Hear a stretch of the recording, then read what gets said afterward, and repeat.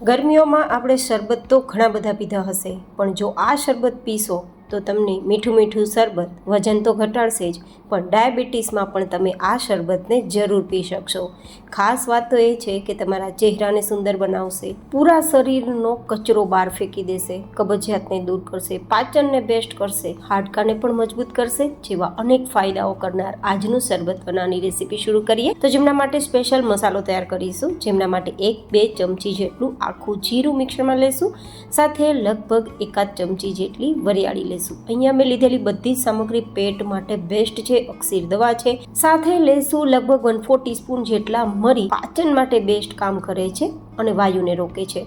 1/4 teaspoon જેટલો કાળું નમક, જેને સંચર પાવડર કહીએ તે.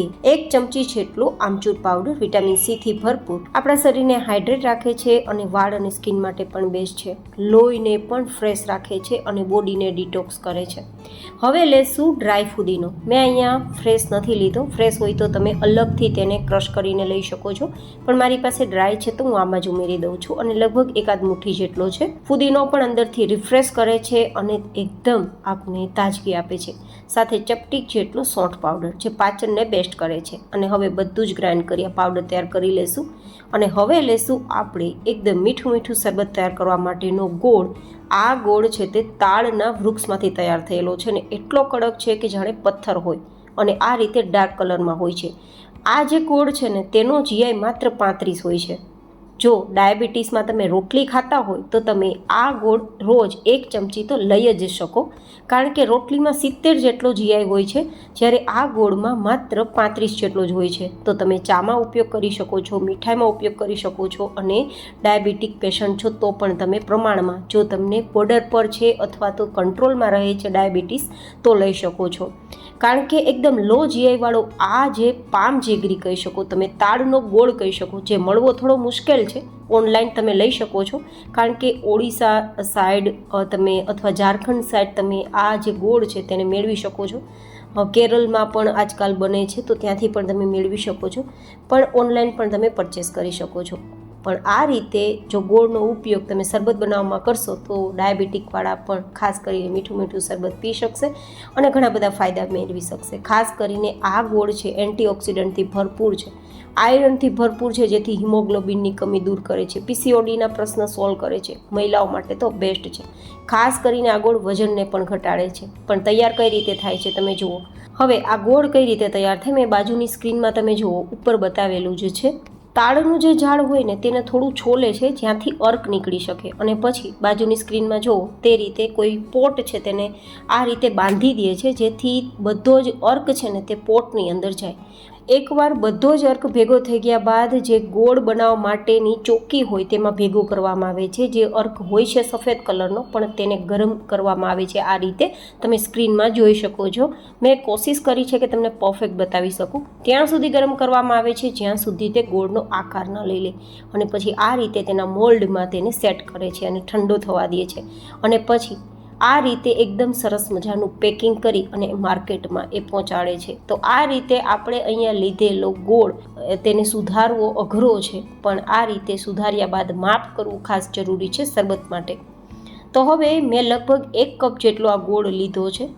અહીંયા મેં જે લીધેલો ગોળ છે તે તમને ના મળે તો જે આપણે સિમ્પલ શેરડીમાંથી તૈયાર થયેલો ગોળ ઘરમાં યુઝ કરીએ ને તે ગોળનું શરબત પણ આ જ પ્રોસેસથી આ જ રીતે કરી શકો છો. પણ મેં આ ગોળ ઉપયોગમાં એટલા માટે લીધો છે કે વજન ઉતારતી વ્યક્તિ છે અથવા ઘણા બધા આપણા શરીરમાં ફાયદા થાય, પ્લસ ડાયાબિટીક ઓછું હોય તો તે પણ શરબત પી શકે તે હેતુથી. કારણ કે રેગ્યુલર ગોળ તે લોકો નથી લઈ શકતા, કારણ કે તેનો જીઆઈ 84 એટલે કે 84 થી 85 જેટલો હોય છે, જ્યારે આ ગોળનો જીઆઈ માત્ર 35 હોય છે. તો ઓછું ડાયાબિટીક હોય તે 2-3 દિવસે એકવાર 1 ચમચી જેટલો આ ગોળનું શરબત તૈયાર કરીને પી શકે તે હેતુથી. અને બીજા પણ એટલા ફાયદા છે કે વાત ના પૂછો. હવે તેને ઓગાળવા માટે 1 કપ જેટલો ગોળ છે તો 1 કપ જેટલું પાણી મિક્સ કરી અને માત્ર ને માત્ર ગોળ ઓગળે ત્યાં સુધી ગેસ ફ્લેમ પર ચલાવવાનું છે. અહીંયા ખાસ ધ્યાન રાખવાનું છે, ગેસની ફ્લેમ ધીમી રાખીને જ પ્રોસેસ કરવાની છે, નહીંતર આ ગોળ છે તે ગરમ થતાં એકદમ કડવો થઈ જશે અને ટેસ્ટ બિલકુલ સારો નહીં આવે. હવે આ રીતે ગોળ ઓગળી ગયો છે તો આપણે જે મસાલો તૈયાર કર્યો છે ને તે પાવડર આમાં મિક્સ કરી દઈશું. અને હવે ધીમા ગેસની ફ્લેમ પર માત્ર તેલ જેવી ચીકણી આપણી આ સિરપ તૈયાર થાય ને ત્યાં સુધી આપણે ગરમ કરવાનું છે. મેક શ્યોર કે તમારી ગેસની ફ્લેમ ધીમી જ હોય, નહીં તો કડવું થઈ જ જશે, એ ખાસ ધ્યાનમાં રાખવાનું.